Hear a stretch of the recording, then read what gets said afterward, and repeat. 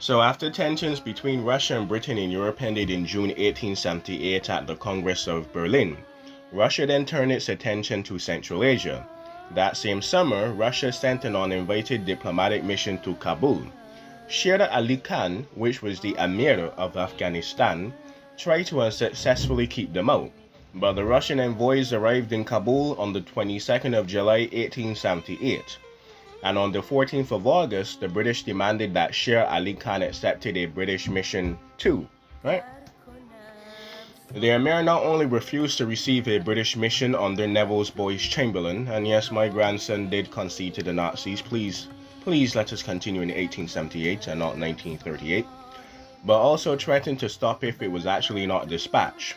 Lloyd Layton, who was the Viceroy of India at the time, ordered a diplomatic mission to set out to Kabul in September 1878, but the mission was turned back as it approached the eastern entrance of the Khyber Pass, triggering the Second Anglo-Afghan War. The first phase. So, the first campaign began in November 1878 when the British forces of about 50,000 fighting men, mostly the Indian sepoys of the British Raj, were actually distributed into the military columns, which would penetrate Afghanistan at 3 different points, making a pincer trident movement. The British victories of the Battle of Ali Masjid and the Battle of Pewar Katul meant that the approaches to Kabul were left virtually undefended by the Afghan troops that were still around to fight, as tribal allegiances to a king that was probably a Pashtun or a Turkmen, ethnic runaways, and that is something that would possibly happen again in the future. So an alarmed Sher Ali Khan attempted to appeal in person to the Russian Tsar for assistance, but they insisted that they should seek terms of surrender with the British. He returned to the Mazi-i-Sharif, where he died on the 21st of February 1879.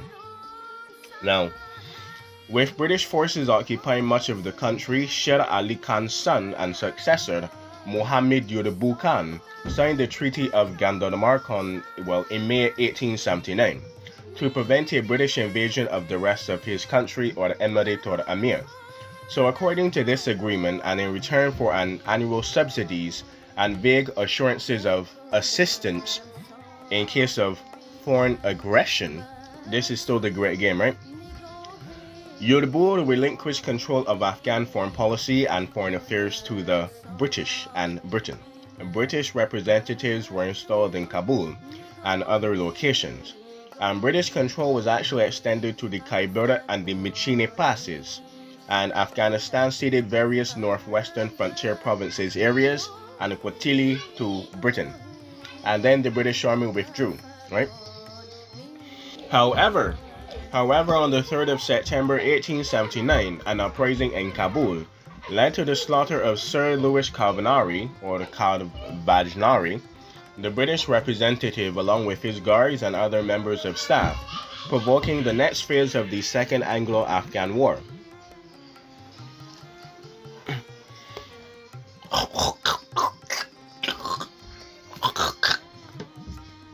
Oh! Major General Sir Frederick Roberts led the Kabul field force along the Shogargani Pass into central Afghanistan.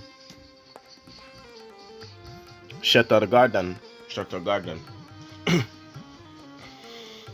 So Major General Sir Frederick Roberts led the Kabul field force over the Shattargardan Pass into central Afghanistan, and then defeated the Afghan army in Charabashi or Chararashiba on the 6th of October 1879, and then occupied Kabul 2 days later.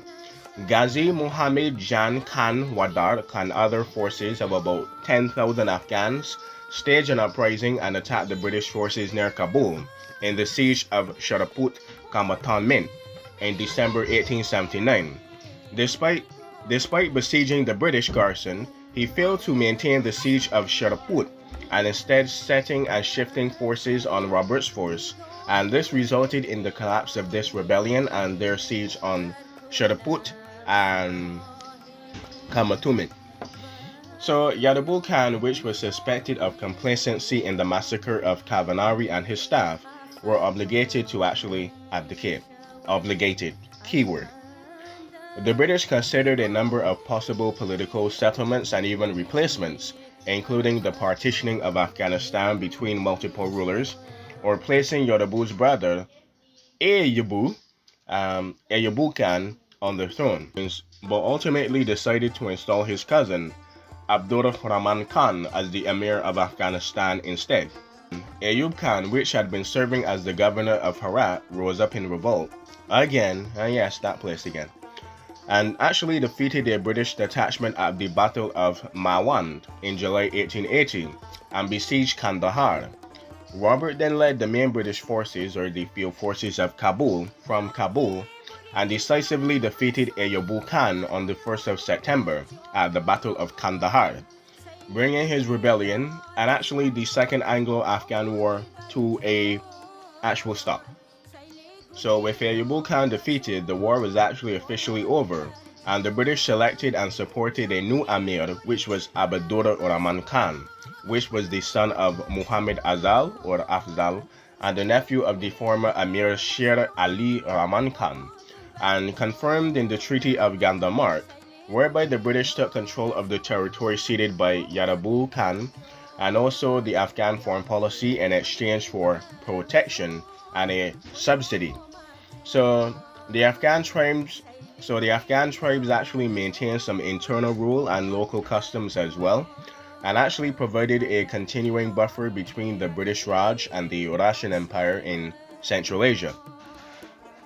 So abandoning the proactive policy of maintaining a British resident in Kabul, but having achieved all of their other objectives, the British actually withdrew from the region and Afghanistan altogether. So by April 1880, all British and Indian troops had left Afghanistan, but British Indian agents were actually left behind to smooth over the liaison and transition between the governments. So no further trouble resulted from Afghanistan and even British India during Rahman Khan's period of rule, and he became known as the Iron Amir.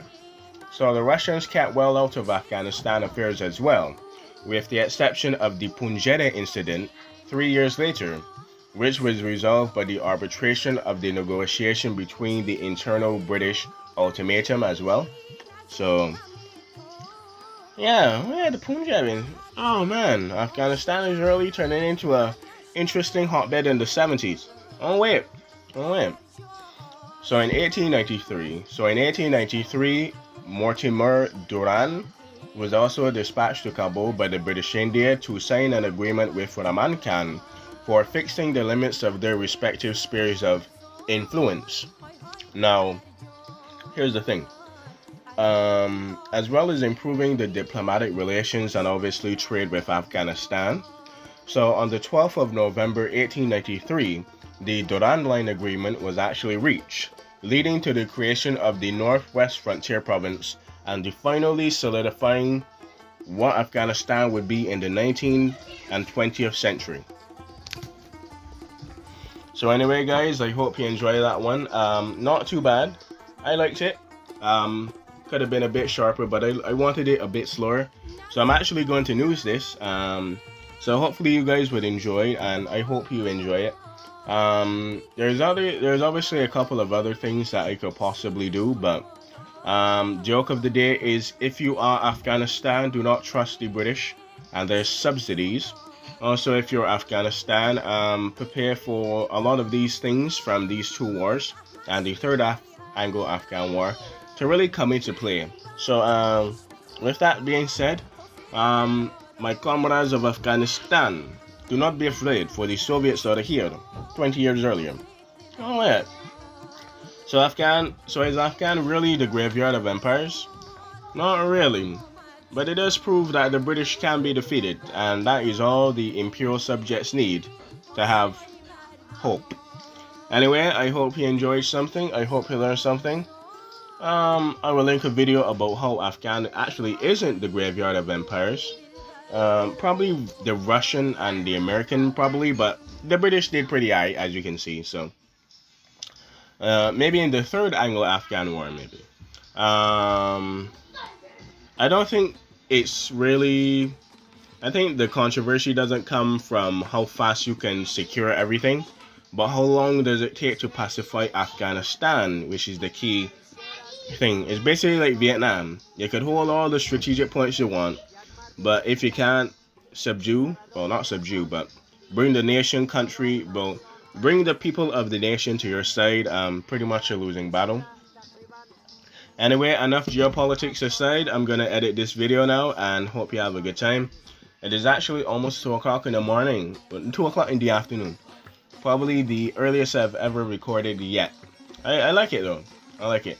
It was a bit noisy. Not everybody is on tablet yet, but it was pretty good though. Probably on tablet now. As I wrap up, everything is so quiet. But I think it's almost lunchtime anyway, so with that being said, hope you enjoyed.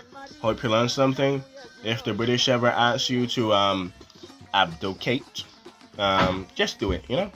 And with that being said, Britannia doesn't just rule the waves, but apparently rules all of the desert as well. Anyway, it's been a pleasure, and I'll see you tomorrow, of course. Enjoy. And remember, learn something. Share Ali Khan.